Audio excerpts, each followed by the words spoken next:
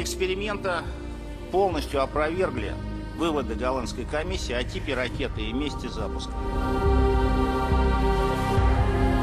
А с другой стороны, военный реактивный истребитель, который осуществляет из-под крыла...